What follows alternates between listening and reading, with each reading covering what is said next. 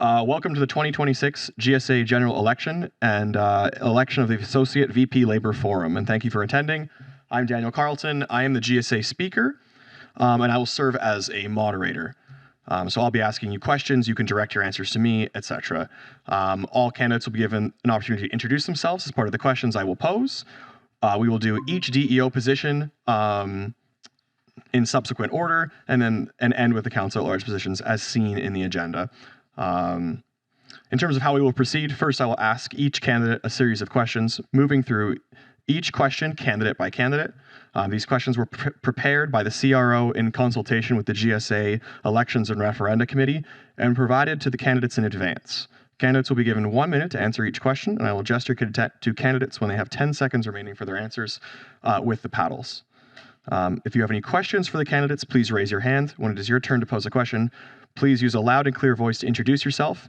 So, name and program, Daniel Carlton, physics, before asking your question. If there are no questions from the floor, I will ask backup questions to the candidates which have not been provided to them in advance. These were also prepared by the CRO and ERC. Let's get started. So I will ask if you are running for the position of GSA President to please take a position on our lovely podium/stage.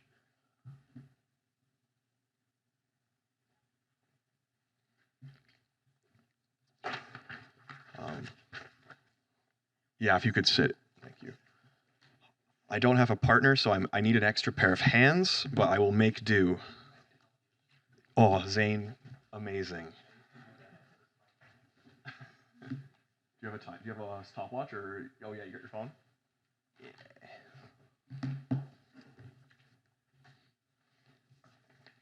I used to do this. I saw it. 1 minute, and then 10-second warning, and then so on.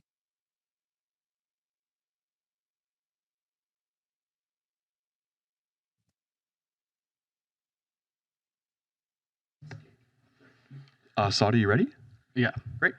So for the first question, please introduce yourself and tell us what motivated you to run for this position. Okay. Yeah. Hello, everyone. My name is Sadar Iqbal. I'm a PhD student at the Department of Earth and Atmospheric Sciences. I've been serving as the GSA VP Student Services for the last 2 years, which is my current role as well. What has really motivated me is my 2 years of service within the GSA, where I know that we have many gaps that we need to fill, and a strong leadership at the level of president, where I know that there are issues within the organization that we need to take care of, strong presence in the council, but also, very importantly, a very strong leadership for graduate students who are students at large, and then listening to them, taking feedback, and then also allowing equity denied groups presentable access and meeting their needs and demands and requirements. Thank you. Thank you, Saad. Right on time. Very good. Okay. Given that the GSA president is responsible for the GSA's overall operations as well as external and university advocacy, what do you view as the #1 priority should you be elected? My #1 priority is to listen to the students' feedback that I've gathered for the last 2 years, is to let them know where their money is going, what services their money is going for, and how important or not important that funding is, and what are the main reasons and major focus area where we put in our budgetary decisions, and how are they made, making the system and process more seen, more transparent, and letting them basically know why we're getting that money, where it's going, why it's going, and what's the need for us to continue those things. Thank you. Thank you, Saad. Your third question. The graduate student population is a very diverse group, including students with children, mature students, and international students, as well as students from a broad range of disciplines. Explain how you would represent all voices of this diverse population. Definitely, a really good question. So I think as a president, my first eyes and ears would be the executive board that I will have, so all the vice presidents who will be meeting with constituents and representative groups on campus. The second line would be the council, the GSA Council, which is composed of many diverse student groups on campus and then coming from different departments and faculties. And the third one is collecting my own feedback, gathering information. The fourth line would be the key positions that I will be taking should I be elected as the president, including the Board of Governors, the GFCs, and other important committees and platforms where we will be getting all sorts of information. The fifth line would be the survey data. It's the data gathered from different surveys and different platforms that is collected on a yearly basis from different students. Thank you. Thank you. Taking into account that the president usually works between 30 and 40 hours a week and the vice president between 20 to 30 hours a week, and all need to be able to attend preset meetings as part of their duties, how do you intend to balance the demands of this position with your other commitments? Yeah, thank you, Daniel. So I think over the last 2 years, I have been able to fully balance my academic responsibilities, personal responsibilities, as well as the responsibilities that have been stipulated to me through the GSA and the membership that has elected me for the last 2 years. The primary responsibility here is to make sure that if you're busy elsewhere, how are you making up for that lost time? And if you're creating a balance, which I think I've been doing a pretty good job at, that's what matters the most. I've just recently been done with my candidacy exam as well for the PhD, so that certainly will allow me a little bit more time to focus on some of the issues related to the GSA. And like I said, things that I won't be able to directly, there's always the executive board and the extended GSA supports that I can extend. Thank you. Thank you. I will now open to the floor if the public would like to ask any questions. If you're online, you can raise your hand and then we will call on you to ask your question.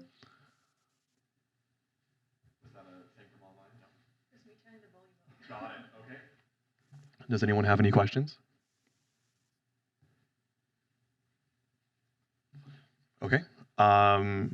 We will move on to the backup questions. If you do think of a question in the meantime, please feel free to raise your hand and I'll check between each question. So Saad, how would serving as the GSA as a directly elected officer, DEO, contribute to your future goals? Well, certainly in a lot of ways, right? I came here as an international student. I think the last 2 years in the GSA and then some other leadership positions that I've taken in different student organizations have certainly helped me personally, professionally as well.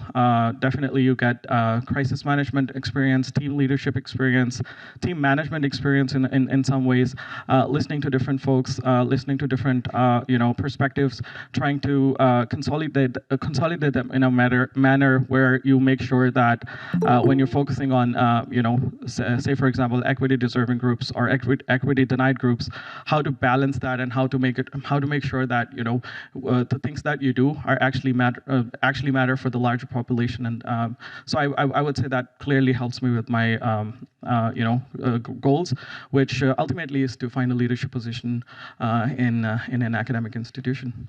Thank you. Thank you. I heard a beep from online. Was that a question or no? Okay. Okay. Given that there are different priorities within portfolios, how would you approach a contentious issue with the university administration while maintaining a positive working relationship?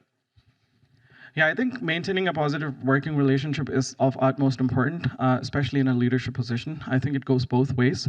Things that we want the university to do as student leaders require a respectful way of communication. And as long as we're respectful in our roles, and as long as we're, explaining what the needs and demands and requirements are coming from the students that we represent in a respectful way, in a collegial manner, that's what matters the most. However, it also means that we have to do it consistently, and we have to just keep raising the issues that are most important for our graduate students. One of the ways I have learned it helps a lot is by looking at the demographics and sharing, statistical information about how important that issue might be for a certain population. So I will be definitely extending support from those areas. Great. And then finally, what experiences to date have prepared you to take on this role? Well, I would say certainly the last 2 years I've been serving as the VP Student Services at the GSA, but also my leadership positions in the International Students Association, the Pakistani Students Association, and many different departmental and faculty-wide service committees and platforms that I've been a part of. They have certainly all collectively shaped my ideas. They've changed my views about how I used to look at things. And I think today I am in a better place where I can apply different lenses, and see that the things that I do, what I advocate for, and the initiatives that I've picked up over the last 2 years are truly representative of the needs and requirements of the graduate students that I represent. Great, thank you. One last chance for questions from the audience. Seeing none, thank you, Saad.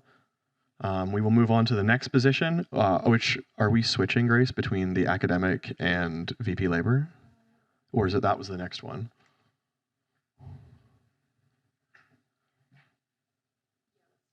Okay. So we're going to do the Associate Vice President Labor due to time constraints for one of the candidates. So if you are running for this position, I'd encourage you to take a seat at the head of our podium.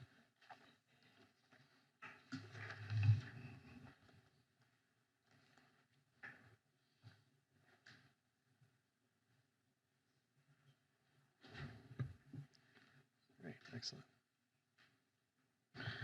Great. So when I ask you guys questions, I'll move from left to right, and then we'll go back to the beginning.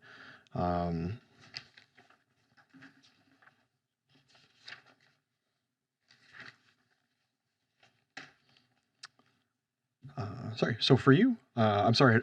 Maybe I should get your guys' names. And you are Faizad Mohammed. Nice to meet you. Thank you.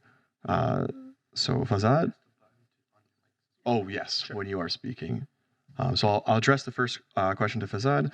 Please introduce yourself and tell us what motivated you to run for this position. So, hello everyone. My name is Mohammad Faizad Tariq. I'm from Pakistan. I'm an international graduate student here in the Department of Structural Engineering. Throughout my undergrad, I've been active in student leadership roles. I've also served as the treasurer for my own department's student council during my undergrad. And at U of A, I've tried to keep my campus life active by volunteering in campus food bank trick-or-treat initiatives. I've also volunteered for Get Out the Vote campaign. And I believe that with all these positions, there's an important role for transparency, and that is why I'm running for the AVP labor position. Thank you. Muhammad, please introduce yourself and tell us what motivated you to run for this position. Sure. My name is Muhammad Sabek. I'm a PhD candidate at University of Alberta, Department of Civil Engineering. This is my third year as a PhD student. For the last 2.5 years, I've been working as the Chief Steward along other roles within the LLC portfolio in the GSA. And to be honest with you, we are not in the best shape possible within the community of the graduates, including masters and PhDs. There are so many unjust situations that need to be fixed. We need someone who need to be able to work with the university to get a better collective agreement for everyone, improve the minimum granting fundee, address a lot of issues, especially that there is no real supporting network if there is any student have any real conflict with their supervisor, whatever. Within the last 2 years, I can firmly say that I have faced a lot of unjust situation with the students, and that's why I'm running for this position in order to advocate for my colleagues. Thank you. Thank you. So Faizad, given that the GSA Associate Vice President Labor is responsible for labor-related matters concerning academically employed graduate students, including collective bargaining during negotiating years, what do you view as the #1 priority should you be elected? So As it was pointed out, we are in a critical period right now at an impasse. So my first priority would be the essential services agreement and working on the collective agreement with the university. And I'll also try to, my main goal would be to rally the graduate student body and unify them, because I feel like in order to win at the negotiations table, we need to have a strong, united graduate body. For that, I'll work on transparent bargaining updates, monthly bargaining updates towards the students that lets them know what is going on currently at the table. Thank you. Same question for Mohammed. To be honest with you, I have to disagree with my colleague. I think we have pretty unified stand here as a graduate students, and we know what kind of things that we need to achieve. The first and the most important thing that we need to work on is and improve very much the version that we have from the collective agreement, and to make sure that the minimum granting fundee is well implemented. Currently, there is hundreds of students that get by at least $600 a month, which is less than the above, like the living wage for anyone. And I think all of these issues are pretty realistic, and everyone is standing behind them. And my priority, once we start working with the university after this situation right now, which we are doing right now, all the work with the PSAC and our side, we will have daily updates of what's going on, not in a monthly updates or whatever, because we need the support of everyone, knowing that we have a network of more than 40 faculty stewards that represent the union. Thank you. Back to Fazad. The graduate student population is a very diverse group, including students with children, mature students, international students, as well as students from a broad range of disciplines. Explain how you would represent all voices of this diverse population. So I had the chance to read the 2-year EDI action plan, and there are many ideas that I agree with. For example, seminars and workshops surrounding EDI, which I can contribute within the labor portfolio, I will do. Apart from that, my plan is also to introduce pulse surveys and get input from graduate students and assess them statistically based on proportion and of how much of the graduate population that they represent, and then implement their feedback based on that statistical analysis. Thank you. Muhammad, the same question. Yes, I can. The graduate student population is a very diverse group, including students with children, mature students, indigenous students, and international students, as well as students from a broad range of disciplines. Explain how you would represent all voices of this diverse population. Sure. I'm not sure, this is maybe not something I'm known of, but I used to live in 12 countries in the last 15 years. I used to live in Saudi Arabia, Turkey, United States, United Kingdom, Canada, and a bunch of other countries. I've been into, I have so many friends from different backgrounds, different ethnicities, different cultures, and I can firmly say that I can relate one way or another to each and every culture or background that we have here within our graduate students. My plan is to hear the people's voices through surveys, conducted surveys, multiple ones, to get their feedback, what's the most important things for them, and make their voices heard in a clear manner. Because we're gonna advocate for them, we need to have very good understanding of what's needed to be put on the table for realistic demands. Thank you. And then we'll go back to Fazad. Taking into account that the president works between 30 and 40 hours a week, and the vice presidents between 20 to 30 hours per week, and all need to be able to attend preset meetings as part of their duties. How do you intend to balance the demands of this position with your other commitments? So I am a thesis-based master's student who's I'm completely done with my coursework. So the only thing that I'm working on right now is my research, which generally requires me to just be in the lab like once a week. Apart from that, I'm in the phase of my program right now where I can actively contribute to something I'm passionate about, which is student leadership. And I think I can manage it. Great, thank you. Muhammad, same question. I just wanted to clarify that in the last almost 8 months, I was working as a chief steward. Actually, I was working as a chief steward more than that, but in the last 8 months, I was handling student cases majorly, big time. I handled more than 45 different student cases while keeping with my commitments in the LLC, being a PhD candidate, doing research and advocating and volunteering in non-charitable organizations all over Edmonton. And currently, I finished most of my work in my research, and I'm having my candidacy exam next week. So after that, I will have plenty of time more to dedicate to what already I was doing in a good manner, I think, in the last couple of months. Thank you. At this time, I'd like to open the floor up for questions. So if you have a question, please raise your hand. I'll call on you. If you are online, please raise your hand and I will call on you, and then you can ask your question.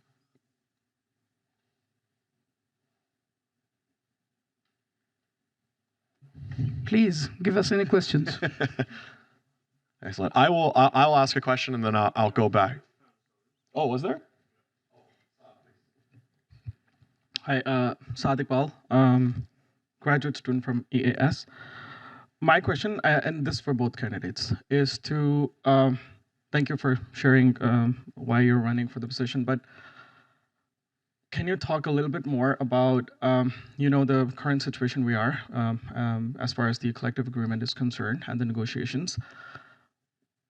When should you get elected, what would be how aware are you with the asks that the GSA has for in terms of collective agreement, and do you agree with all of those, or are there things or points that you would want to work on further, or like what are the positive strengths and the weaknesses that you think we have currently in terms of collective agreement? Thank you, Saad. If it's all right, I'll pass the question and then I'll give. So I'd like to actually start with Muhammad this time, since we've started with Fazad nearly the whole time, if that's okay. And 1 minute as well, and then great. Yeah, sure. So the current situation that we have right now, I can say it's really that messed up situation.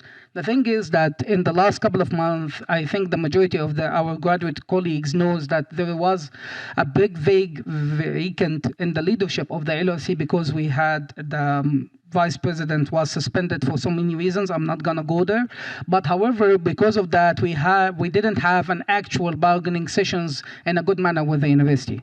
I highly believe once we resume that in this month or the next month, we will have a much productive kind of conversation with the university. And I'm totally aware of the kind of demands that my previous colleagues put on the table. I highly believe they are available and we need to advocate for it. However, I think one of the most important key components that was missing, that we need to reaffirm the implementation of the minimum granting fundee. It's not acceptable whatsoever to a student to get a scholarship and to get a zero graph because of that. Thank you, Mohammed. Moving on to Fazad. Thanks. It's a really good question. So my goal is obviously currently being in an impasse right now with the university. My goal is to focus on the essential services agreement and make sure that the GSA stands firm on who the essential members of the community are, so that if we were to go on a strike, we can ensure that maximum amount of graduate students can go on a strike and make our voices heard. Thank you. I don't see any other questions, so I'll just ask one from the bank here, and then if you have one, please raise your hand. Can we have follow-ups? From you? I don't think so. Sorry. So now I'll start back with Fazad. How would serving the GSA as a directly elected officer contribute to your future goals? So as I mentioned initially, that I have been active in student leadership even during my undergrad. So as far as my future goals are concerned, obviously the GSA is a platform that can help you grow as an individual in terms of connections and also in terms of doing something that you're passionate for, raising your voice and advocating for the graduate students at large. Thank you. Mohammed, the same question? I highly believe that this is extremely important for me because I would love to be able to continue in academic environment and become, who knows, one day associate lecturer or a doctor in the university. And I think in order for me to do a good job on teaching what I love or producing that kind of scientific contribution, we need to have a well-maintained group of students that have a fair environment to learn in the first place and to be able to be as productive as possible. So I think having this justice for graduates and make sure that they have whatever they need to be the best researcher that they would be, I think this is extremely important. Thank you. I'm just going to scan the audience again to see if anyone has any questions.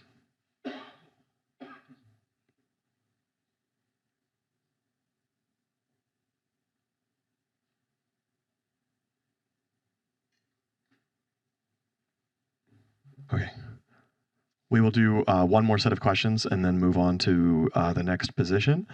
So starting with Muhammad, given that there are different priorities within portfolios, how would you approach a contentious issue with the university administration while maintaining a positive working relationship? Sure. I think the most important thing is clear and open communication and have to put some realistic kind of expectation and any kind of demand or any kind of conversation, because by the end of the day, anyone can come to the table with his own agenda or his own thoughts about what's going on. But I highly believe that if we need to sit with everyone, understand their background, understand their motives, even the university, by the end of the day, they're trying to do the best for everyone, and we will try to do the best for our colleagues, and we need to align both of these two points of views with each other. I don't think it's going to be a good idea to, if we have some kind of disagreement, let's just have a strike tomorrow. It's not going to work because it's going to hurt both sides of the equation. I highly believe, again, that open communications play a big role in a good faith, and I'm very willing to do that, of course, in any given time. Thank you. Thank you. Fazad, the same question? Yeah, so I would start off by saying that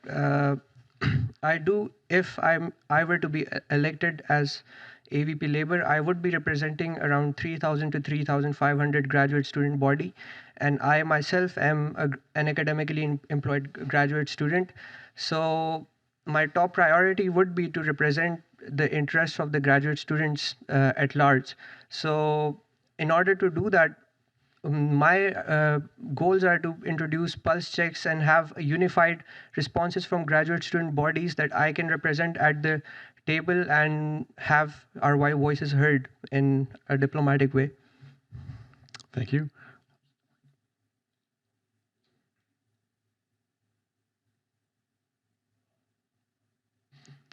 With that, I'd like to thank these candidates, and I would like to call up the next panel. Thank you very much. Thank you. The VP Academic. So if you are running for that position, please feel free to take your position.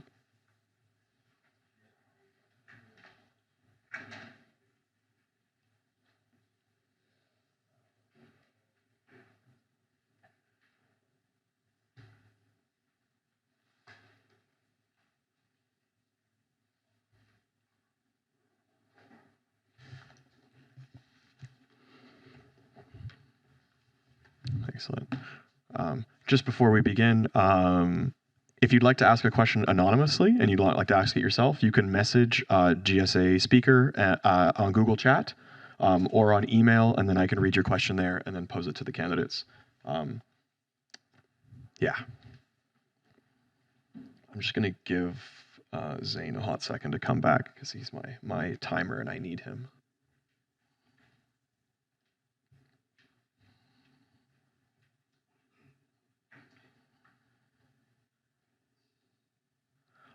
So yeah, same rules.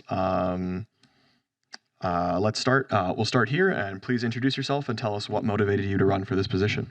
Okay, good afternoon, everyone. My name is Kingsley Gulu. I'm a PhD student of Structural Engineering, University of Alberta. This is my third year. I choose to run for this position because I believe that every graduate student deserves academic opportunity, and every student deserves representation. And I believe that graduate students need academic motivations, and we need support. I've been the current Vice President Academics for the ISA, and this has given me a clear insight of what Vice President Academics responsibility, and it has given me a clear understanding of the challenges that graduate students and international students are facing, especially when they arrive first to the university. Thank you. Same question for you. Hi. How many of you have felt a pit in your stomach when you feel like you see your tuition fees? Or how many hours you've been researching for the scholarships and grants that is available for you? And how many of you are afraid that using AI in your academic works might hurt you? Hi, I'm Navneethan, and I have felt all these challenges. I felt all these challenges in myself, and I feel like I want to address these challenges first. I'm from Masters in Internet Working, and I'm a graduate student with a background in cybersecurity and compliance, and I've done this a lot in my profession as well. I've dealt with policies and changes, and I've dealt with technical changes and jargons, and I am advocating today to fight for a common forum for academic students, to fight for the tuition fee reduction, and also usage of AI ethically and fairly. Thank you. Could I just ask you to repeat your name one more time? I didn't quite hear it. My name is Navneethan. What is it? Navneethan? Navneethan. Navneethan? Okay, I'll try my best.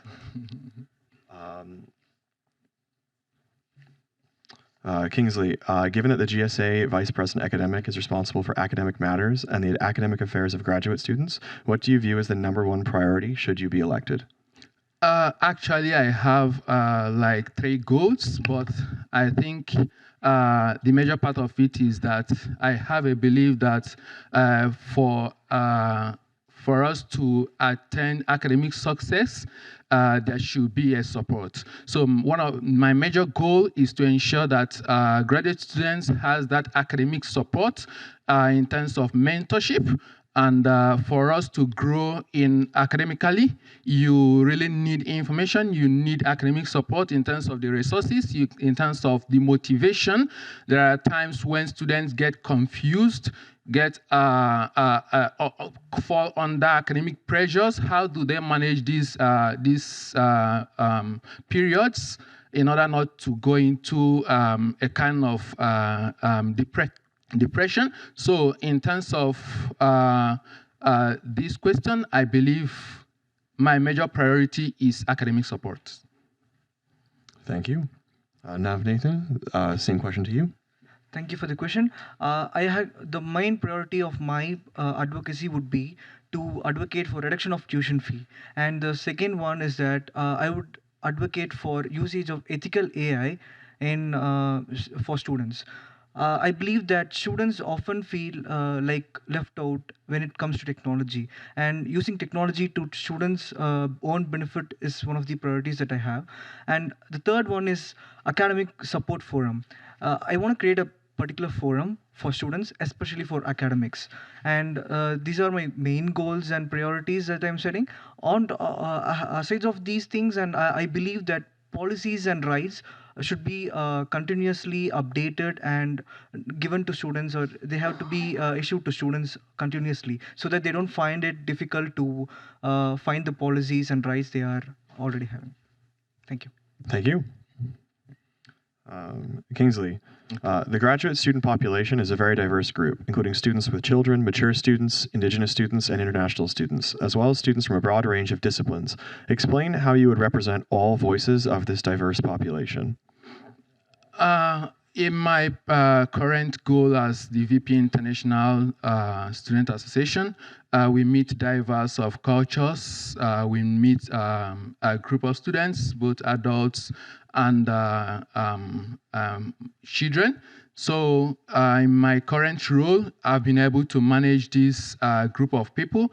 Not only that, it will interest you to know that I'm also the Vice President of Nigerian Society of Engineers. despite my presence in Canada, I still attend to this role.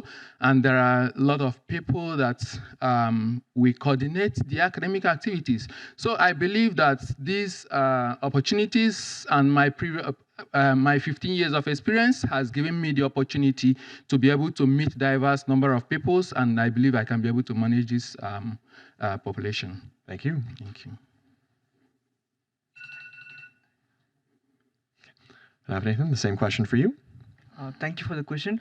I believe diversity isn't just about domestic and international students. It's about reaching every academic corner, and everyone should be reached out. It's not just the most of the people who are reachable.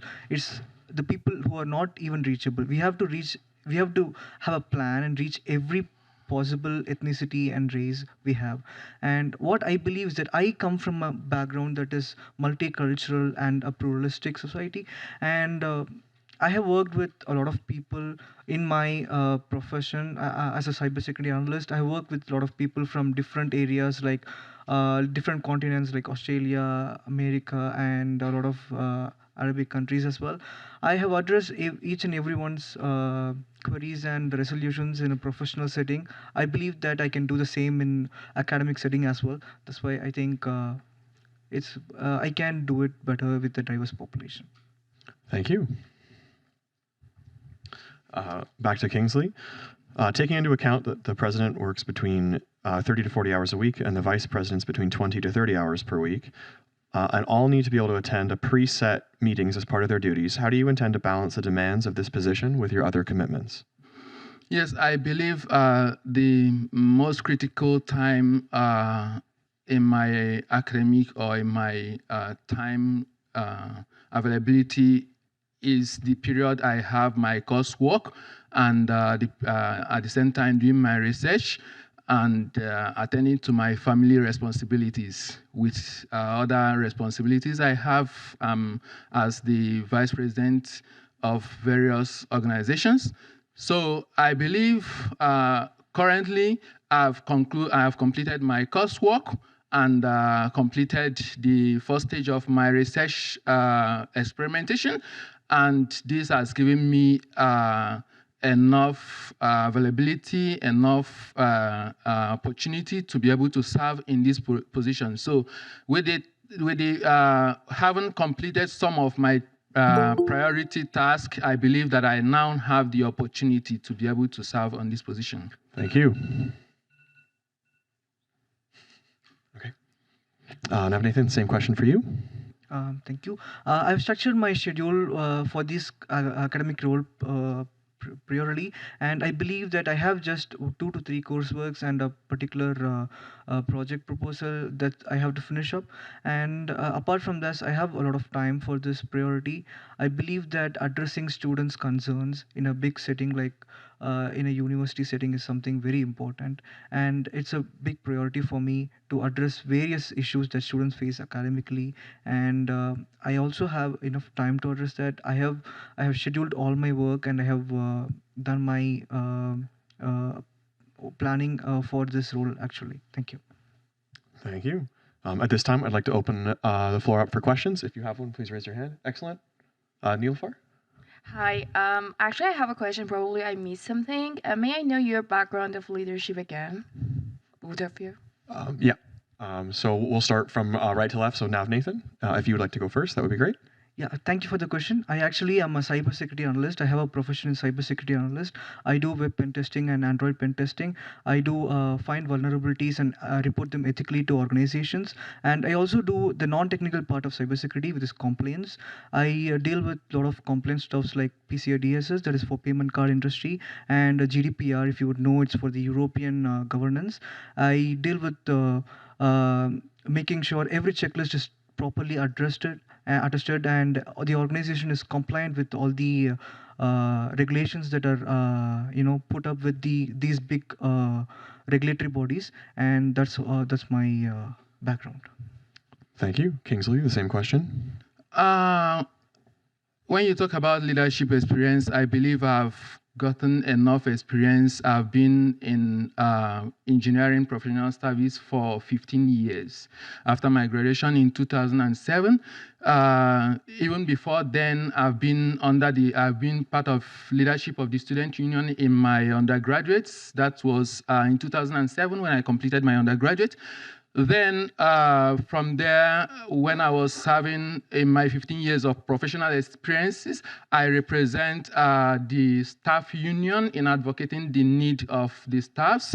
And in my current role as the Vice President Academics for the international students, I've had the opportunity to meet international students and to know their need, most importantly, when the challenges they face when they newly arrive in Canada. I've had diverse of leadership experience, even with the IET UK. Thank you, Kingsley. Sorry. Does anyone else have any questions? Saad? Saad, AS, thank you so much to both of you. There is no right or wrong answer to what I'm asking, and it's just like to get an understanding. So, as graduate students, we, and this is based on my 4-year experience too, there's different responsibilities, different schedules, and different kind of engagements. So I know from past experience that no matter how many, awareness sessions, workshops, or events are planned, one of the major issues with, especially like those of academic nature, is that there's very low attendance, very low, user engagement. So if you had to come up with something to focus on that, what comes to your mind? How do you think you would be able to make sure that we have more engagement? Thank you, Start. Well, we'll start with Kingsley. So I think the major aspect of creating awareness, attractive awareness that can bring people to attend in various functions is communication. How do you advertise these maybe workshops or whatever? So if you look into what interests the students and what immediate challenges the students are facing, if you're able to tailor these functions down to what the students are facing currently, there is no doubt that you have a good number of people in attendance because their need will be discussed. Recently, we had this students supervisors relationship workshop, and you know that many students are facing such a challenge. So how we advertise these things matters. Thank you, Kingsley. Does anyone else? Is there any further questions from the audience? We went with him first. Did we miss? Oh no, we missed you. I'm so sorry. Now, Nathan, please, you have 1 minute to respond. Thank you for the question, President. The thing is, I do understand that a lot of people do miss up on these stuffs. I believe that reducing the complexity of advertising would help people attend these meetings. And the first time I came to know about a GSA and I was interested was the meetings that were continuously happening, like the GSA Tea and Learn, Lunch and Learn, all these, they were really, really helpful. Like they gave me the sense, okay, why shouldn't I attend? That kind of sense every student has in our university. I believe making it more simplifier. Okay, let me do a workshop on AA 101. Let me make a workshop on cybersecurity 101. Let me make a workshop on POSH awareness 101. It should be more simplified and communicated very early, and there should be enough time gaps between events, and planning it before time would help, I believe. Thank you. Thank you. At this point, I would like to see if there are any other questions from the audience. I think we have a hand there. Are you raising your hand? Yeah, oh, okay. Seeing none, I think we have time for one more, so I'll ask one that I have here. Let's see. I don't know. How would serving the GSA as a directly elected officer contribute to your future goals? And we'll start with now Nathan this time. Thank you. Thank you for the question. I actually have work experience in GRC related roles, governance, risk, and compliance. I would say working in this role would be another gem in my crown. And I believe I have worked in financial settings and healthcare settings, and academic setting would be another goal that would, you know, enrich me with more experience and with more reaching more inclusive and diverse audience. I believe this would be helping me in adding me much more experience and much more understanding of what is governance, risk, and compliance. Thank you. Thank you. Kingsley, the same question. So one of my future goals is that I believe I will want to continue in the academic environment, maybe as a lecturer or a supervisor one day.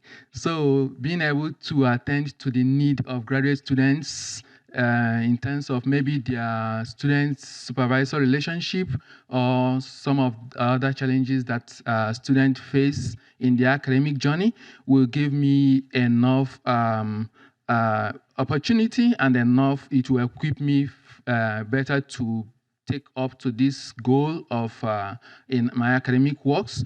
It will enhance my relationship with the student if I definitely become one of the supervisors or lecturers. So it will help me in my relationship with students. Thank you.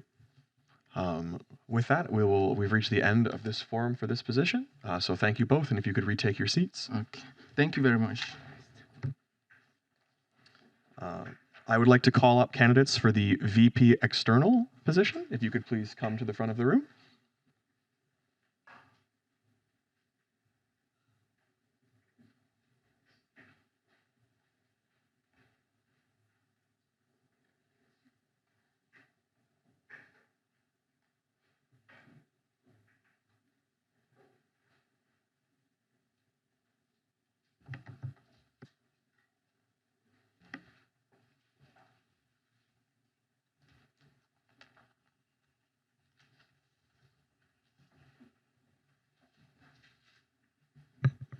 Excellent.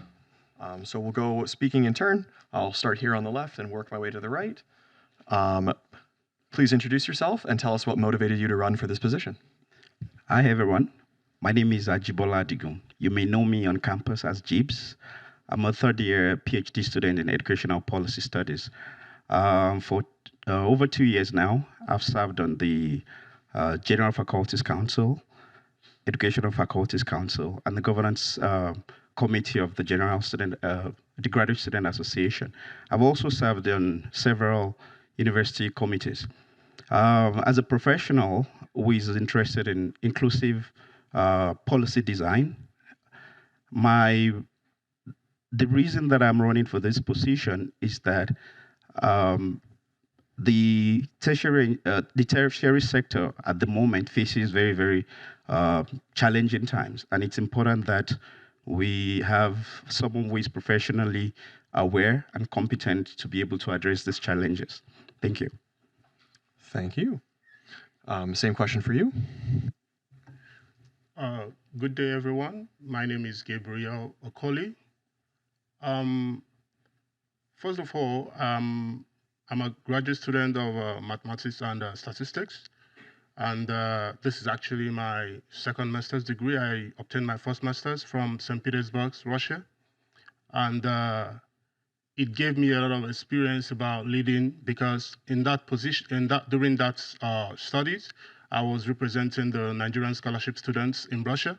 I was kind of the liaison person between the embassies and the students, especially the new arrival students. So I kind of understand the nuances that students face when it comes to external influence from outside the campus. So this is my motivation, to make sure that I advocate properly for the students. Thank you. And then finally, you have the floor. Hi, everyone. My name is Adrian, and I'm a first-year master's student in the Department of Surgery. Over the past year, I served as the University of Alberta Board of Governors Student Union representative, representing over 35,000 students. During that time, I sat on several committees, including Health and Dental Plan Committee, APERG, the Aboriginals Relations and Reconciliation Committee, World University Services Canada Board, and the Bioscience EDI Board. Throughout my time, I've made immense effort to try and diversify my network with the university administration at both the municipal and provincial level. These issues that came up again and again were affordability, access to supports, safety on around campus, and funding. And I guess after a consultation with multiple stakeholders, I found that collaboration with the GSA is evident for these, and thus that's why I've decided to run for the Vice President External. Thank you. So second question, given that the GSA Vice President External is responsible for external advocacy and community relations, what do you view as the #1 priority should you be elected? And we'll start with Jibs. Thank you. The international global arena is facing very challenging times, and the educational sector is also very critical to this, especially the role of Canada in it, especially also the role of Alberta and the University of Alberta. So one of my priorities is to ensure the University of Alberta is able to address these external challenges very, very well. As you know, the University of Alberta is not only just a university, it's also central to the economy of Alberta. And it is important that different stakeholders are able to get the necessary information to be aware of these challenges and the priorities of students. Thank you. Thank you. Gabriel, same question. Thank you. My priority will definitely be channeled towards strong advocacy. And I will start I'll approach it by aligning myself with the existing work structure of the current executives. It's also a well-known fact that there are some recent changes within the province that is affecting students, graduate students especially. So I will prioritize making proper advocacy to influence positively those changes, to try to speak in the rooms where the concerns of graduate students is needed. So like we have the federal, the municipal, and the provincial. So I will try as much as possible to speak in the interest of the graduate students in those rooms. Thank you. Adrian, same question for you. You have the floor. Sounds good. Yeah, without a doubt, it's definitely affordability as the #1 priority I'd focus on. Stipends not keeping up with rent and food. Housing around campus is getting increasingly more and more expensive. Tuition increase, food insecurity, and more recently, cuts to our child care funding. A lot of these pressures do sit actually on the municipal and provincial levels, especially around housing transit and the operating grant funding. That is where my priority for my external portfolio will be. I will continue to push at the municipal level with the connections I've made with city councillors and provincial stakeholders. Though I am also quite cautious about just using the word advocacy or solely relying my platform on advocacy, because I know that the VPX portfolio is not just limited to government advocacy. So we can definitely do more on the local level to build partnerships, create more local networks with our VPSL, and get more funding through donations or sponsorships. Thank you. The graduate student population is a very diverse group, including students with children, mature students, international students, Indigenous students, as well as students from a broad range of disciplines. Explain how you would represent all voices of this diverse population, and we'll start with Jibs.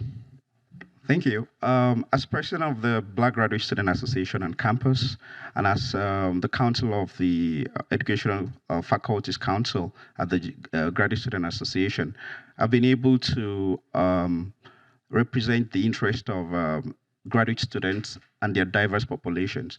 Not only that, I also have experiences in international advocacy up to the United States Congress, where I've been able to represent several recipients of United States funded scholarships.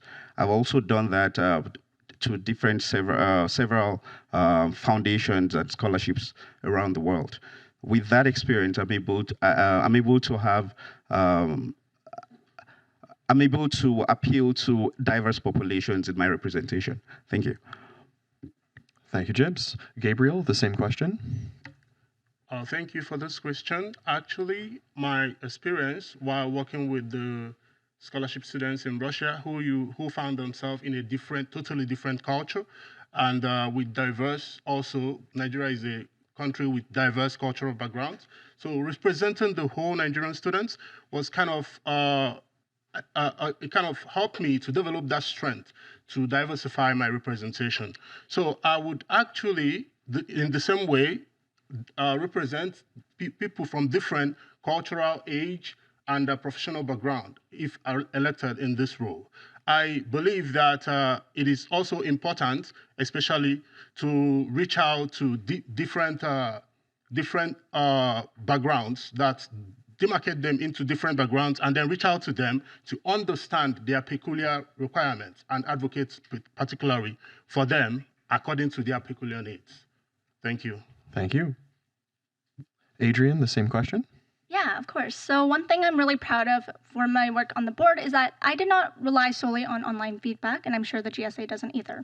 I focused on a lot of grassroots engagement to really understand and hear directly from students that are not normally involved in government bodies, and this actually changed how I was able to connect with administration and gain some sort of mutual respect, and I feel like administration did take me more seriously. I would use the same approach as Vice President External, and I've already consulted with international students through the ISA, Augustana students, Indigenous student leaders, and student parents, and I would continue that kind of outreach. For higher level government advocacy, I would not approach any conversation without prior consultation from relevant groups. For example, I'd work closely with the VPIR and the IGSA for Indigenous student matters. Similarly, when it comes to federal advocacy at the CASA level, I would use student-derived data and input from different graduate students like international and departmental specific concerns for CASA recommendations like student funding. Thank you. Thank you. Taking into account that the president usually works between 30 to 40 hours a week and the vice presidents between 20 to 30 hours per week, and all need to be able to attend a preset meetings as part of their duties, how do you intend to balance the demands of this position with your other commitments, starting with Jibs? For over 2 years now, I've served on several committees of the university. I've also served in my professional capacity as a governance specialist, where I've been able to combine my academic work and my professional responsibilities. All of these has taught me to be able to do what's necessary to ensure that no ball falls on the ground.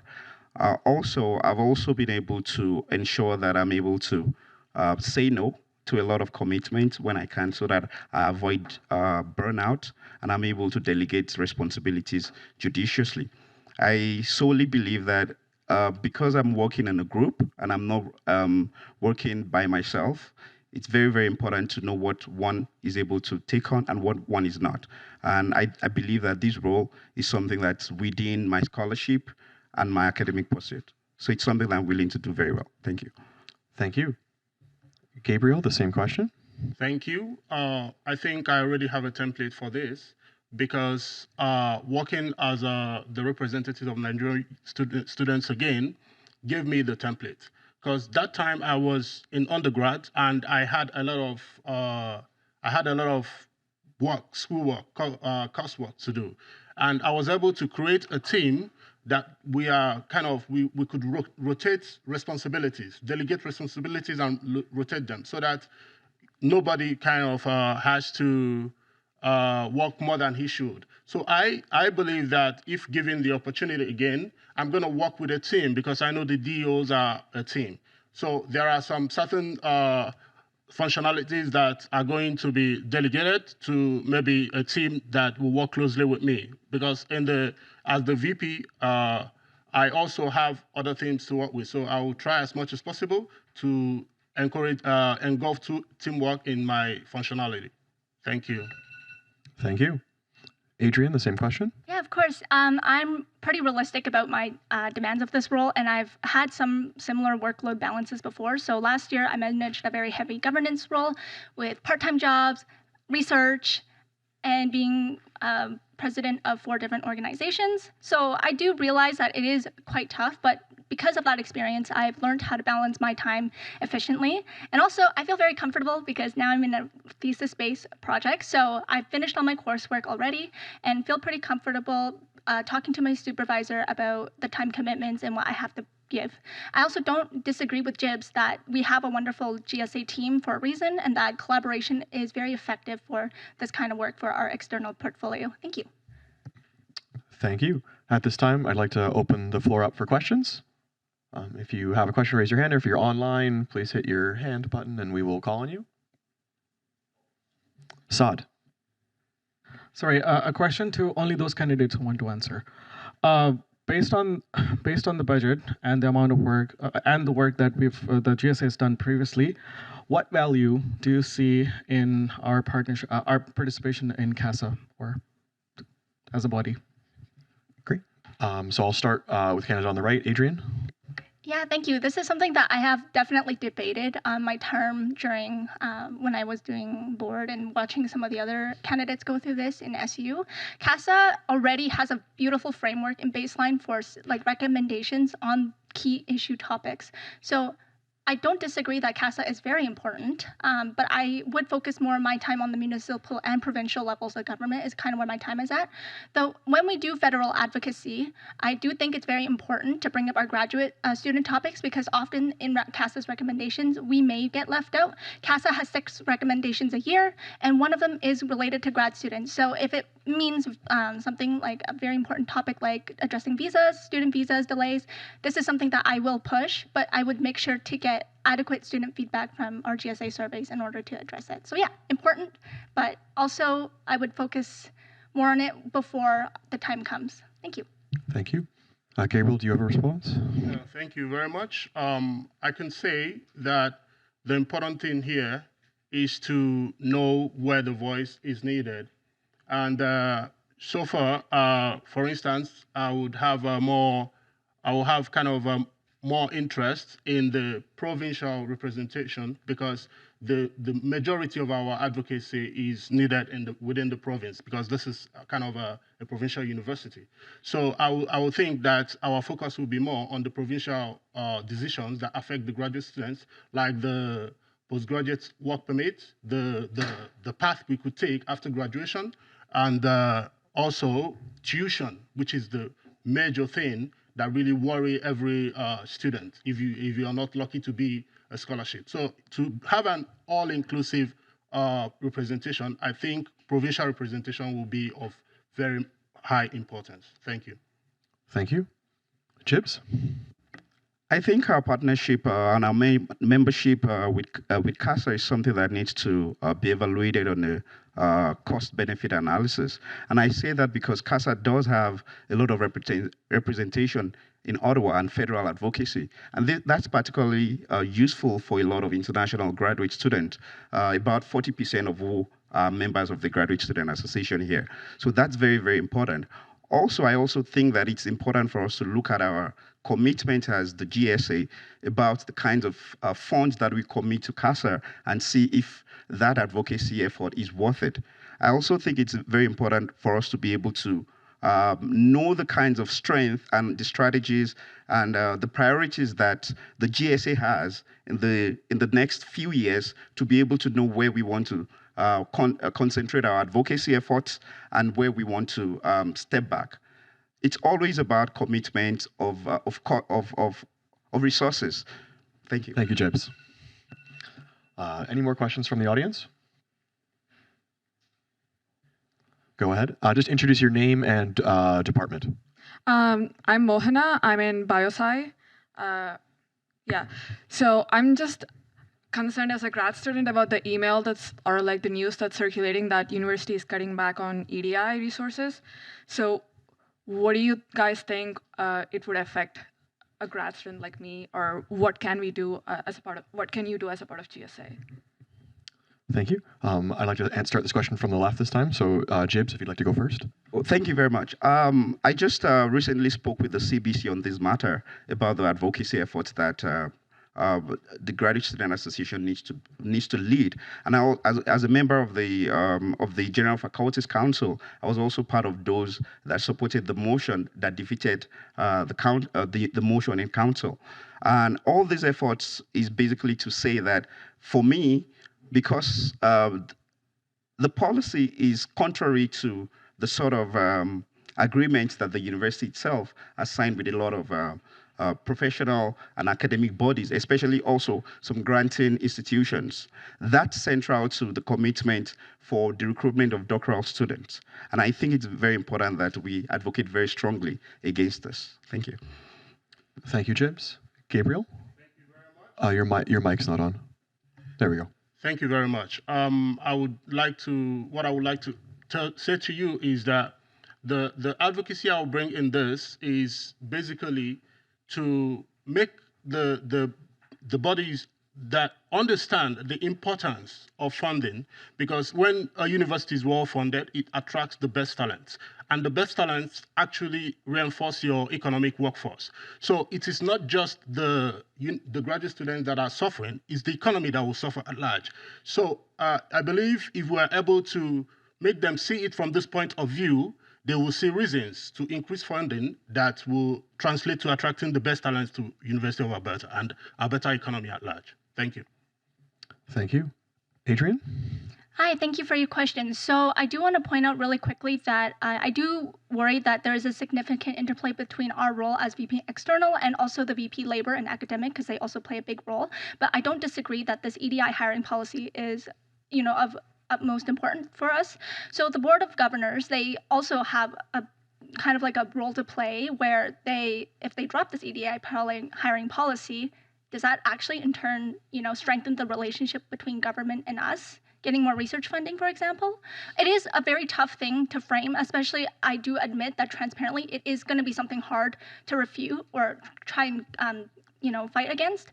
However, I had thought about this before, and I had thought about, well, what if graduate students who are effectively, we get hired after our terms, and our supervisors are also as well. So creating an anonymous feedback survey, getting the opinions of students, and then bringing it up to administration, making sure that our voices are represented. Thank you, Adrian. Are there any other questions from the audience? Oh, I see Nilafar in the back.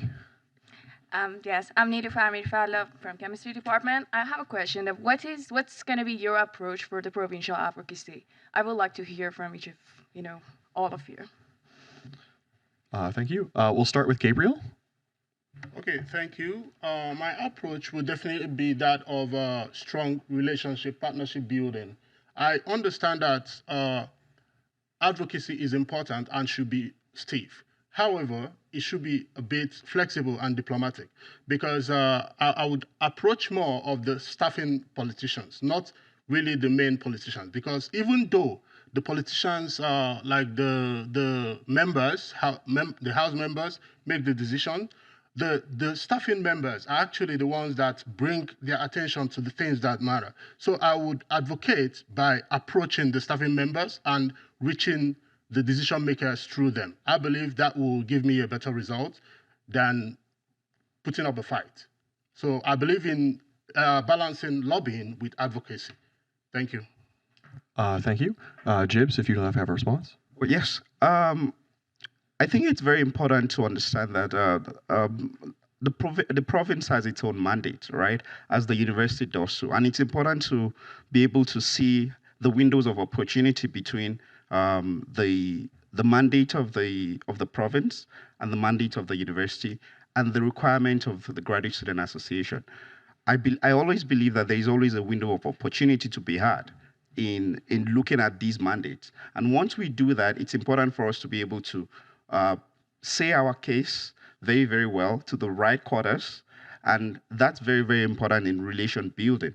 In that way, we're able to not only advocate for our students, we're also able to say that what's in the benefit of the graduate student population at the University of Alberta is also in the interest of the University of Alberta and also in the interest of the province of Alberta, and in general, Canada as a whole. So I honestly do believe that if we find this middle ground, we can always find a middle ground. Thank you, Jibs. Thank you. Adrian, the same question. Hi, thank you for your question. So I echo my colleagues' points here.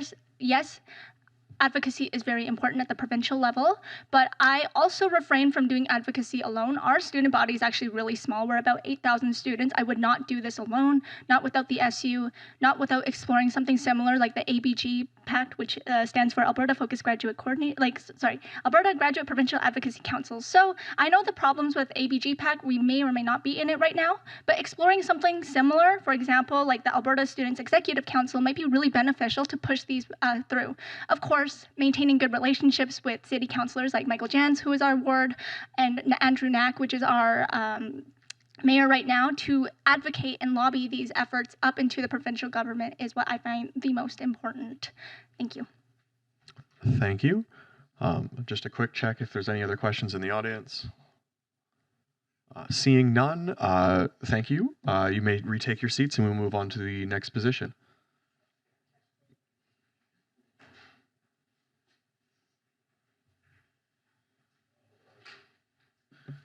I would like to invite candidates for the VP Student Life to please come take center stage.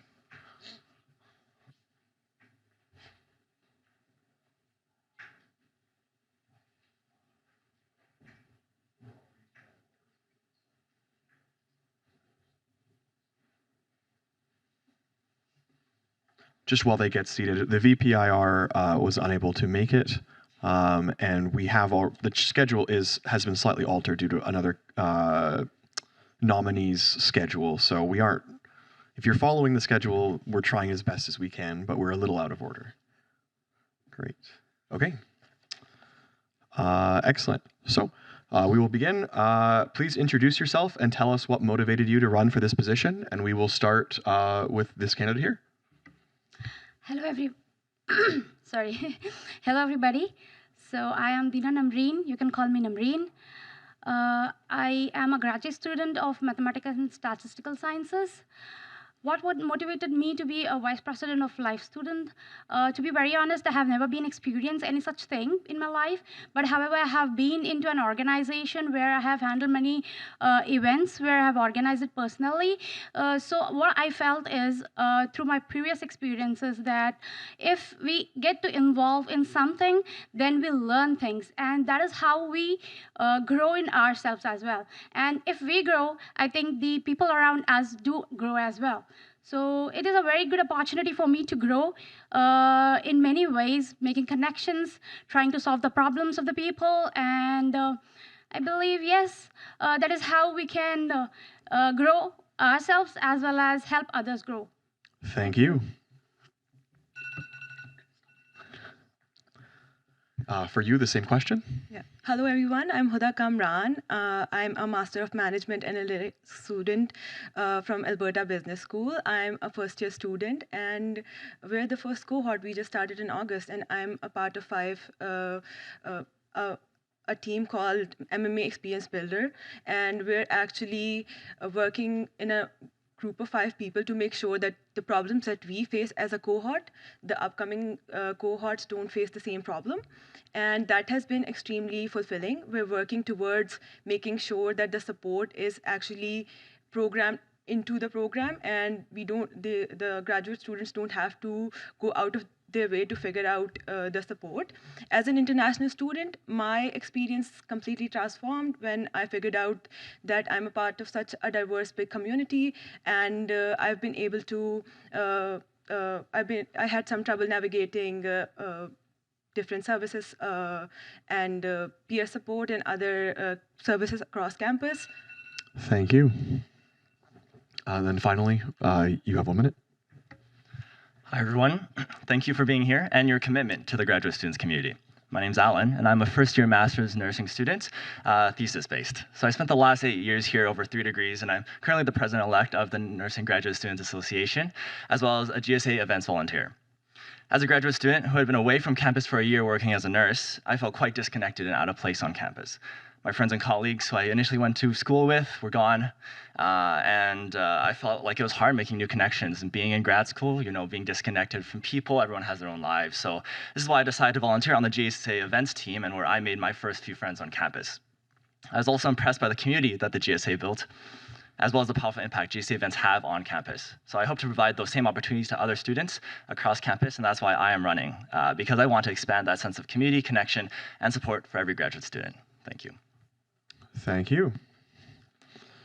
Given that the GSA Vice President Student Life is responsible for the GSA and university-provided services, what do you view as the #1 priority should you be elected? And we'll start here with Nabreen. I believe actually I have landed just 1.5 months ago in the Alberta. To be very honest, I have experienced a lot of miscommunication, misgaps, and a lot of sufferings which I have gone through because I have landed in winter and I was all on myself. So there are a lot of things which we need to be figuring out when it's compared to a student life. But my priority would be right now would be the rents of the residents. I believe it is moving far ahead when compared to the rents available outside, and which is a major concern which nowadays students are facing, because I've recently been to a group of people whom I have discussed, and they were really under pressure that they could continue to be in the same resident next year because of the there will be a increase in the rents. So I guess yes, it is one of the important things which we need to be considering it too. Thank you. Thank you. Huda, the same question?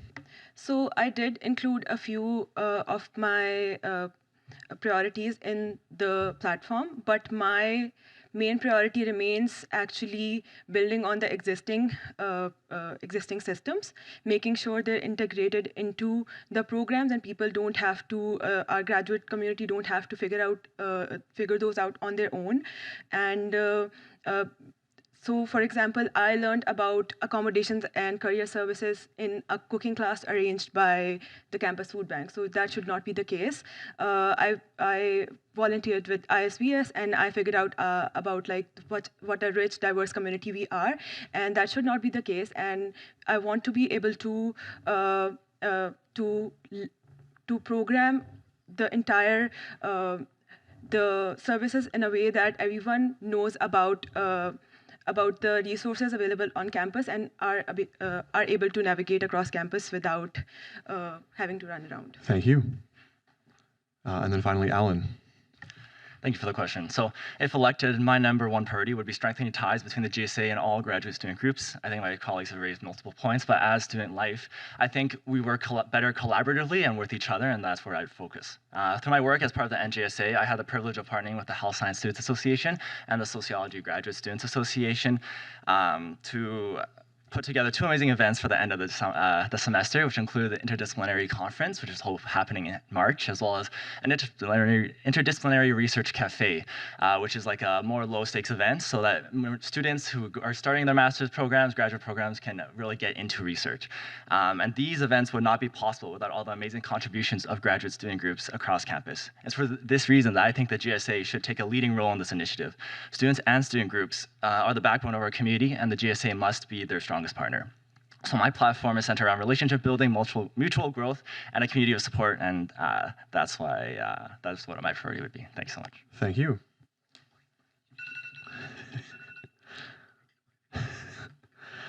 The graduate student population is a very diverse group, including students with children, mature students, Indigenous students, international students, as well as students from a broad range of disciplines. Explain how you represent all voices of this diverse population, and we'll start with Nabreen.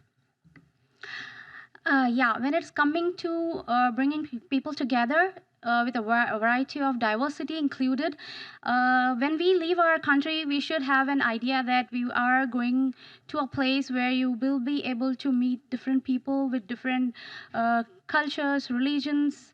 So it is very important that we explain this to the people as well who are around us, that we should not judge ourselves based upon the culture, religion, or any part of the things. That is how we can feel inclusive with the community. And when it comes to managing such people, like with my previous experience as well, I have been into an organization where I have worked with different ages, different cultures. So yeah, I guess it is very important that we include people together in a diverse culture. Thank you. Thank you. Huda, the same question? Yeah. So, as a woman, person of color, and an immigrant, I feel like I do bring in some lived experience, but I understand that there are some experiences that I might not relate to or don't completely understand, and that it's my duty to learn and actively show up to places and be intentional about it, and just operate with empathy, and at the heart of it all, just be there. There are student groups representing different cultures, ethnicities, different communities. I want to engage with them actively and just be present when I engage with them, and just be intentional wherever I show, because everyone exists in the same spaces as we do. And yeah, that's how I plan on dealing with it. Thank you. Alan, the same question. Thank you, yeah. So as a longtime student at the U of A campus, I've had the privilege of interacting with a multitude of different groups through my work with the We Could Welcome program over 4 years, as well as various student groups, including the Interdepartmental Science Students Society. I believe that to properly represent our diverse campus community, I must engage in active listening and provide spaces for students to make their needs heard. Additionally, by partnering with graduate groups that are the voices of their constituents, I will actively seek to engage their members and work together with their representatives to collaboratively represent our diverse population, recognizing that I cannot fulfill the diverse needs of our students alone. From thesis students to parents on campus and international scholars, I will commit to regularly seeking input to ensure GSA services and events are inclusive and meet the unique needs of all our members. Thank you. Thank you. Taking into account that the president usually works between 30 and 40 hours a week, and the vice presidents between 20 to 30 hours a week, and all need to be able to attend preset meetings as part of their duties, how do you intend to balance the demands of this position with your other commitments? Starting with Nabreem. Thank you for the question. Yeah, so I guess managing things obviously require planning and organization.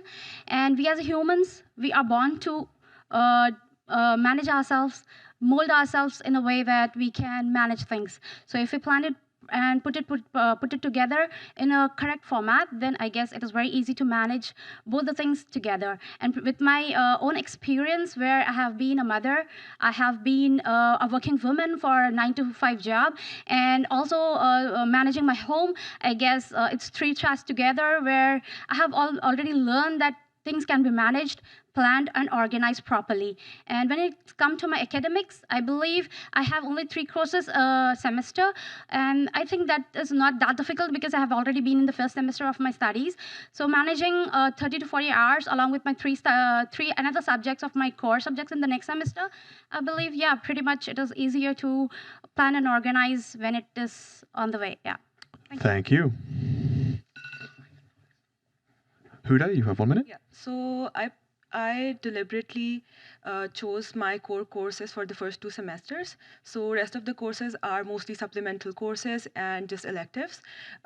Besides that, with the core courses, I've been able to TA. I'm a co-researcher with the Rehab Medicine Department. I've been able to be an event volunteer for ISVS, and I've been able to be a part of a team within my department as well. These are voluntary things that I'll cut down on, and moving forward, my courses are only just supplementary courses and elective courses that I'll be able to even take asynchronously. So I think I'll be able to manage it pretty well. Yeah.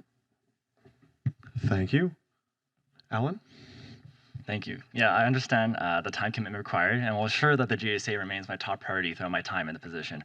As a thesis student and an actively working nurse, as well as an active volunteer within my community, having previously held roles such as the president of the Canadian Blood Services Youth Committee and the chair of the Team of Science nonprofit and student group, I'm no stranger to balancing time commitment and have the flexibility and discipline necessary to ensure I stay on top of my GSA duties.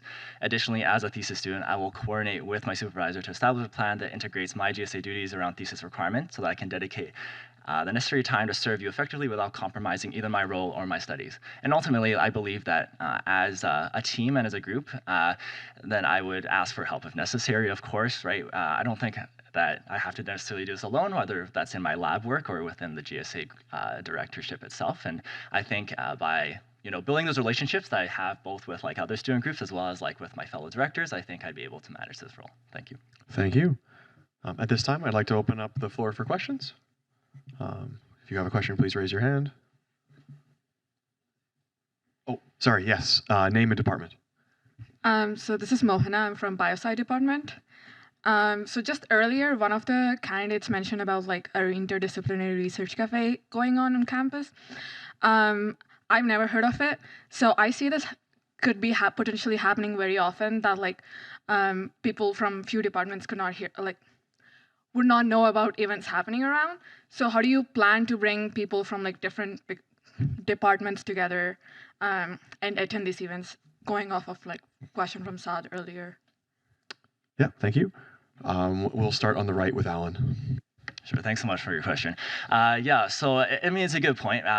So since we're organizing it, it's in May, so we haven't really started the outreach yet. But I think that's ultimately like the biggest factor in terms of why I think we need more GSA involvement and initiative towards collaborating with all the student groups. I know as like part of the NGSA, we have a member on the committee that they meet once a month, but I don't think that's enough. As a VP Student Life, I would directly meet with these student groups and like representatives outside of like these meeting times and try to coordinate with their schedule so that they won't have to go out of their way to do it, right? And then ensure that their priorities are met. We can discuss their events coming up. They can share our events as well. And then by building that community of support and mutual growth, I hope that we can all grow together. And I think as a member of the NGSA, we also went through a rebuilding and restructuring phase this semester. And it felt like if the GSA helped, I think that we could have definitely established these events much earlier and like not just put on these events near the end of the semester. So thank you for your question. Thank you. Huda, the same question? Yeah. So in my platform, I included graduate orientation and engagement, and that is one of the main things I'm focusing on. And that's where we start. So I feel like from day one, you need to know your services, you need to know what's happening on campus, and it's usually a very chaotic week, the week of orientation, and not a lot of people get to really attend all the events happening. Some I didn't even know about. So that's why I proposed an online orientation module. It has existed. It existed around COVID, I guess, and then it was stopped. So I think that would really help. So you'd be able to catch up on everything that you've lost on, and I feel like that's where we start. That's where we step in, and then moving forward, you know at least what events and services exist. Yeah. Thank you. Thank you for the question. Sorry. Oh, Navreem, now you go for it. Okay, so thank you for the question.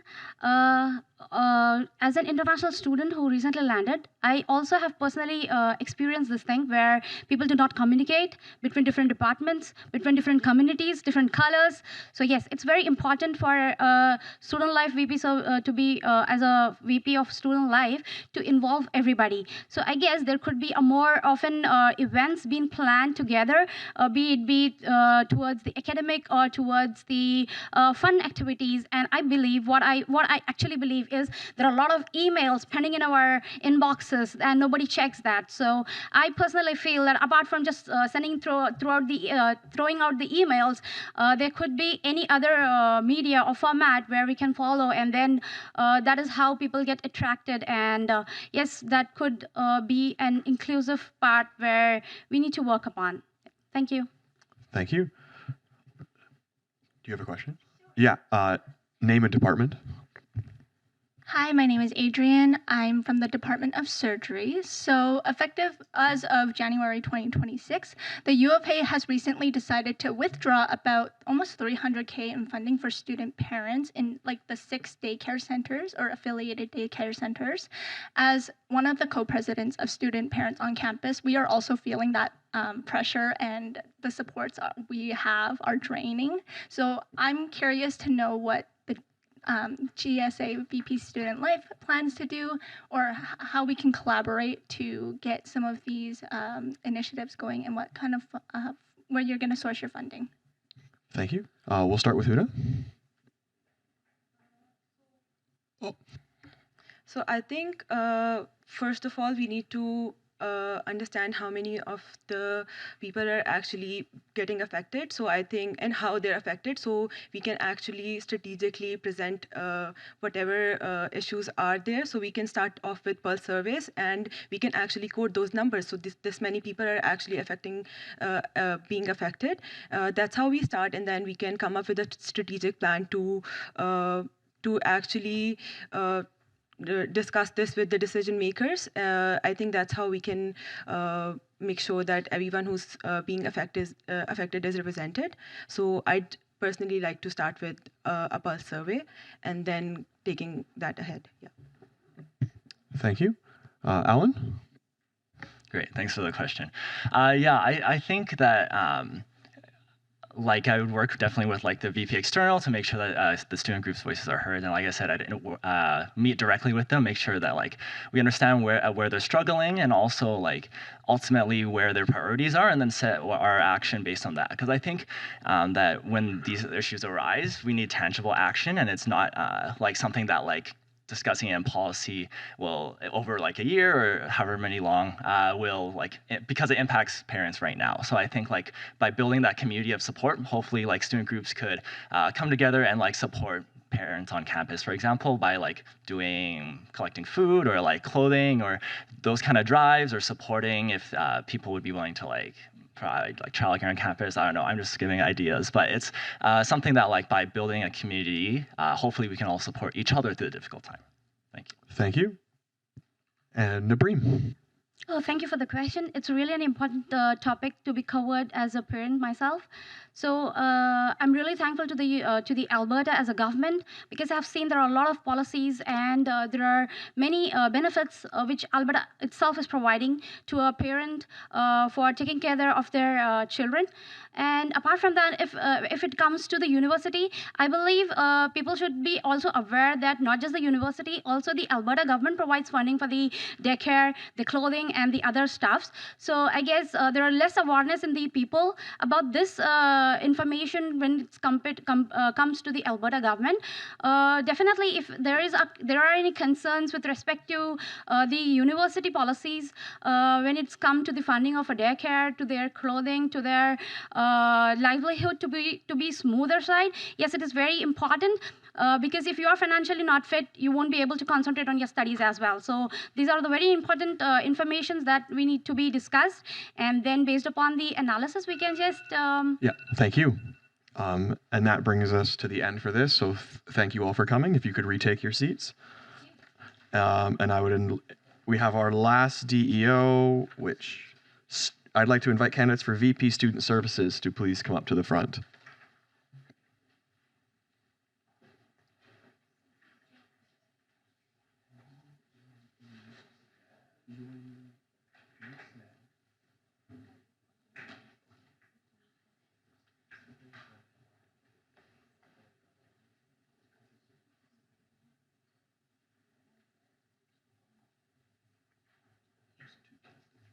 I don't know. Excellent. Excellent. Well, thank you for coming. We'll start with you, and we'll say, please introduce yourself and tell us what motivated you to run for this position. Hello, everyone. I hope everyone is doing well. My name is Khwaja Muhammad Abbas, and I'm a student from Pakistan. Currently, I'm doing my course-based master's from the Mathematical and Statistical Department. My degree is Modeling Data and Predictions, a short form for data science kind of thing. And the only thing that actually motivated me to run for this position is there are certain gaps which connect the students with the GSA itself. When I came back here back in August 2025, as returning to studies after probably 4 years, I wanted to feel the student life again. And I felt there's a huge gap that bridges the GSA with the students itself. And that is my only motivation, that there are so many services, so many DOs that are being paid to serve the students. There are so many services being offered to the students, but there is no awareness for that. And that is the primary reason I want to run for Student Services VP. Thank you. Sorry, just to confirm, your name was Abbas, or? Yeah, you could call me Abbas for this session. Sure, thank you. And then you have 1 minute. Hello, everyone. Thanks for being here today. My name is Mina Saifi. I'm an MBA student in strategy, and my background is in operations and building systems that actually work for the people they're meant to serve. I'm running for this position because I've realized something concerning. I know that we already have important supports in place, but too many graduate students either don't know about them, don't understand how to access them, or don't find them sufficient when they need them the most. We have emergency emergency bursaries, support funds, grants, childcare assistance, health and mental and dental coverages, yet food security is not consistent, financial stress continues, and students facing academic or supervisory challenges often feel isolated. My motivation is to close that gap between what exists on paper and what students actually experience. Thank you. Given that the GSA Vice President Student Services is responsible for the GSA and university provided services, what do you view as the #1 priority should you be elected?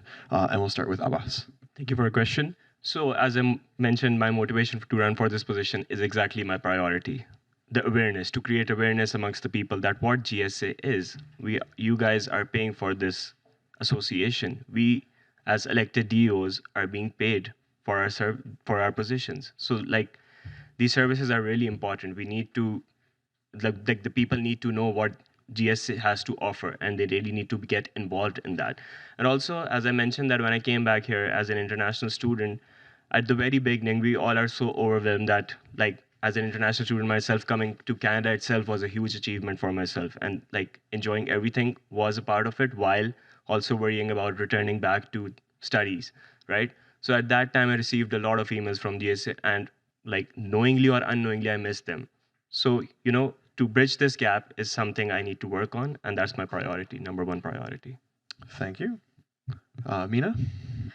I wish I had enough time to share all my priorities and concerns with you, but the most important outlines are I will aim for services that are clearly communicated, processes that are easy to navigate, funding that reflects real student needs, and support that reaches students before crisis escalates, and policies that don't unintentionally exclude certain groups of our diverse community and graduate students.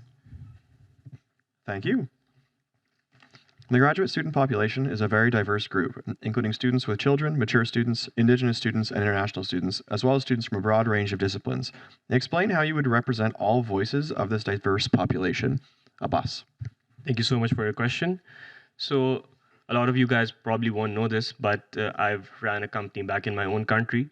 So leading that company, it was an e-commerce clothing brand. I worked with a lot of people with different diverse backgrounds, and that made me empathetic. So I think I am pretty empathetic with everything. And being an international student myself, I'm a part of this diverse community.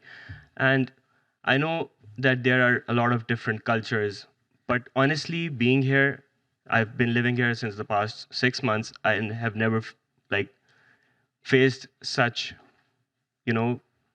difference that everyone is human at the end of the day. So people are treated equally over here. I've never faced that someone is being rude to me just based on my ethnicity, or just based on my country or my religion, anything of that sort. So I just want to represent everyone through communication. If we communicate with everyone and we try to understand each other, try to feel what struggles everyone is facing, then I think it doesn't matter. Thank you. Amina? Yes, our graduate population is diverse. We have graduate students from different nationalities. We have domestic students. We have students with families. We have students with disabilities, and students that are in different categories academically. Representation requires structured listening and proactive outreach. I plan to hold consultation meetings, gather faculty-based feedbacks from our grad students, and ensure services that are evaluated based on real student experiences and their real needs. For example, our course-based students are often facing funding gaps, and our students with childcare responsibilities need practical support, as some of our friends mentioned, and students facing supervisory challenges need clearer, safer pathways for their resolution. Thank you. Taking into account that the president usually works between 30 and 40 hours a week, and the vice presidents between 20 and 30 hours a week, and all need to be able to attend preset meetings as part of their duties, how do you intend to balance the demands of this position with your other commitments? Starting with Abbas. Thank you so much. So I would just tell everyone that I'm kind of a multitasker person over here. Before Canada, I used to do a full-time job and also run an e-commerce clothing brand I just mentioned you guys about. And again, I had my family commitments as well. And along with all that stuff, I was applying for being here, being in Canada. So I've managed a lot of things at the same time. And even currently, while being a course-based student over here, I'm also working as a part-time sales representative at one of the brands. And even while I'm like sitting in this session, I have a midterm due tonight as well. So like that everything is important in its own place, but you need to give priority to everything when the time is right, right?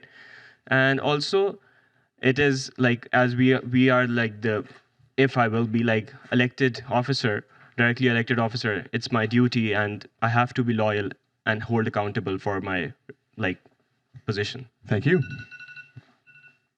Mina? Yes, so I have as well started my own business when I was an undergraduate student. So my professional background includes managing operations, negotiating partnerships, improving cost structures, and implementing system improvements, often simultaneously. And balancing responsibilities is something I've done consistently in leadership roles. I rely on structured planning, clear priorities, and measurable goals, and taking the one step at a time. If elected, VPSS would be a primary commitment. I would allocate time intentionally and ensure responsiveness to students remains consistent throughout my time. And this role requires follow-through, reviewing policies, advocating in meetings, negotiating improvements, and my training and experience in operation and strategy prepares me to handle that workload effectively. Thank you. I believe we have time for one question from the floor. Name and department. Hi, I'm Navneethan, and I'm from Masters in Internet Networking, and there was this pressing issue of attendance from Saad and our friend as well. And when it comes to students being aware of events, what is something specific you're going to do? Are you going to plan some new forum or new application or new web page, or you're going to color code or be specific with what events or categorize events? What are you going to be specific with so that there's more students attending every events and utilizing the best possible student service life? Thank you. Sure, yeah. Thank you for a good question.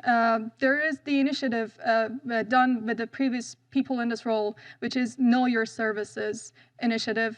I personally would plan to resonate more with that, and I know a lot of our services need continuity.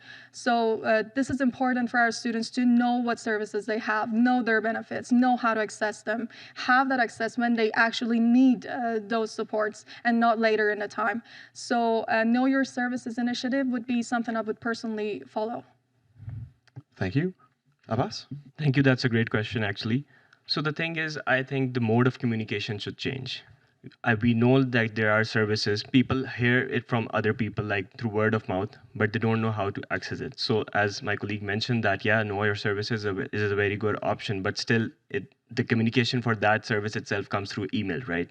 So people don't read that because there's too much stressed about their grades and other stuff, emails, applying to internships, all that stuff that's going on. So probably the mode of communication is something that needs to change, and we can definitely discuss it amongst our other DEOs, that what could it be. For example, I think GSA is something that is related to fun while still being important. So there exists other modes of communication that could make that happen. Like people need to go to GSA when they need to relax, right? So that's something I'm gonna work on. Thank you. Jibs. Thank you very much. I just have a quick question. What's your take regarding the diversification of the vendors, for example, mental health services for student services? Thank you. Well, we'll start with Abbas. Sorry, I couldn't get your question actually. I was asking about your take around the diversification of the vendors for the supplies of the people who are in charge of wellness services for the Graduate Student Association. Right. So currently, like for example, the health and dental plan is being offered by the StudyWell department. So the thing is that this decision was made based on data, right? People were asked to fill a form so that we can change our vendor.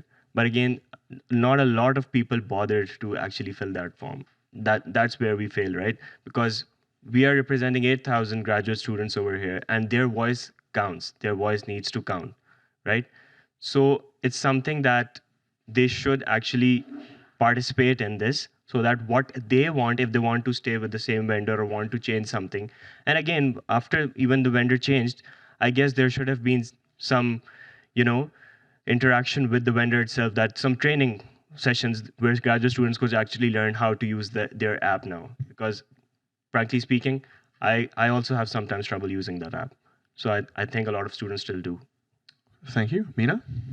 Well, I know that in I think recent years the vendor has changed for the health and dental plan, and I know there has been a hard time for a lot of students getting used to the new system, doing like those forms and whatever is necessary for getting those services.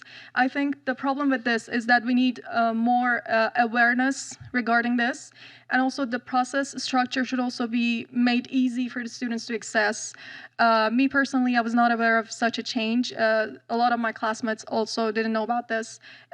This put a lot of constraint on us, trying our own ways to solve this. I think we should provide more services for students regarding this.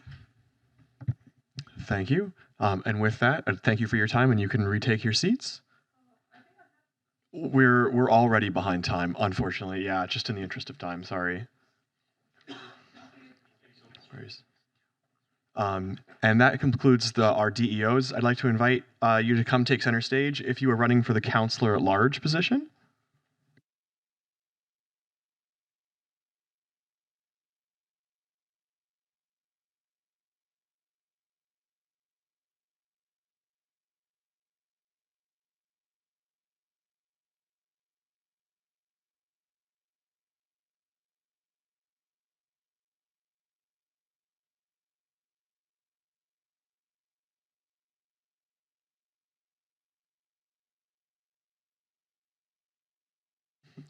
Thank you all for being here. Yeah, taking 1 minute, please introduce yourself and tell us what unique viewpoint you expect to bring to GSA Council. And we'll start here.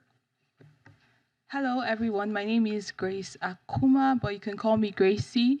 I'm in my first year of the Masters of Public Health program, and one unique viewpoint I think I'll bring to the GSA Council is representation. I know that we have been talking about representation, but I'm an international student, and when I came here, I faced a lot of difficulties, and I did not know who to talk to. So honestly, providing a channel where local and international students can engage prior to coming to Canada would help, and that is why I am also running for this position. Thank you. Thank you. You have 1 minute. Okay. Hey everyone, this is Mohana. I'm doing Masters in Plant Biology in Biosci department. I would say one unique viewpoint is that I've been on this campus for like 8 years now. So I've seen this campus as an undergrad student. Then I transitioned to a staff. I was originally an international student. Now I'm domestic. So I saw that the whiplash I had going from being a staff position to a grad student with like minimal funding. So I know where the pressure could be, and I think I would know what kind of questions to ask when I sit on the council, if I were to sit on the council, and yeah. Thank you. I'll open up the floor for any questions.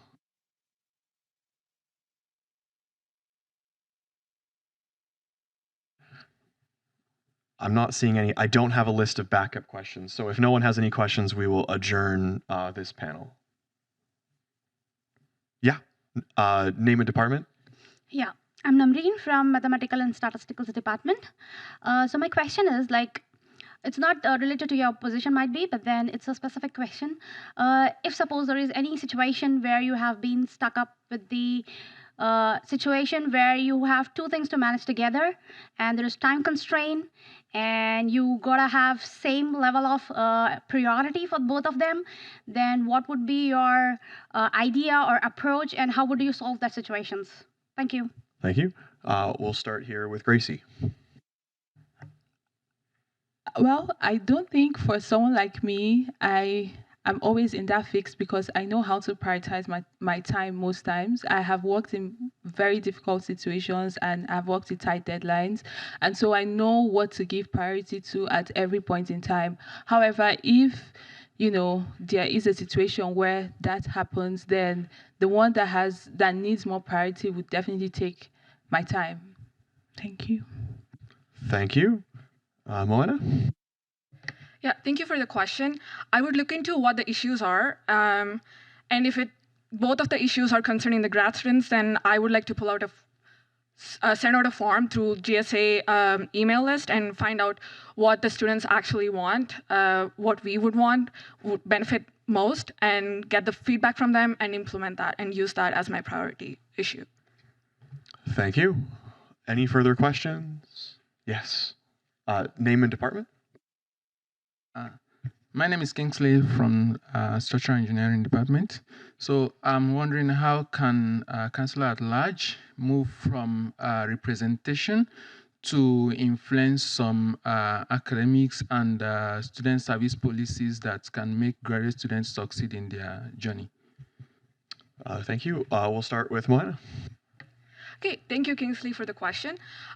So as a Councillor-at-Large, you would have the voice when the consultations are happening.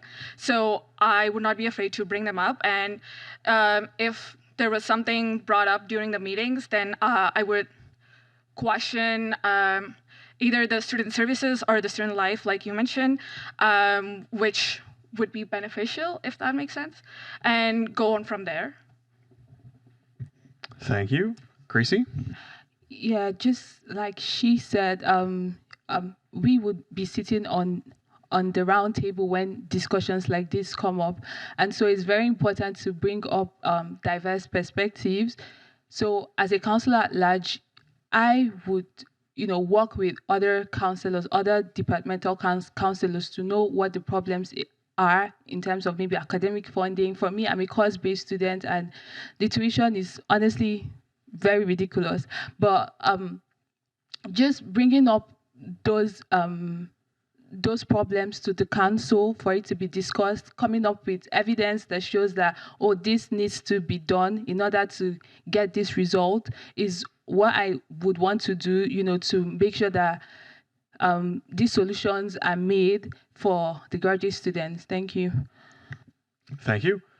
And that will bring us to the end of this panel. You guys can retake your seats. And that brings us to the end of our forum.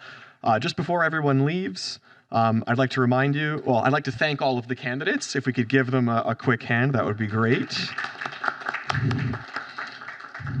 Excellent. And I'd remind everyone in attendance, all guests, that voting opens on February 17th at 10 a.m. and closes 48 hours later, February 19th at 10 a.m. Thank you all for coming and have a good rest of your day.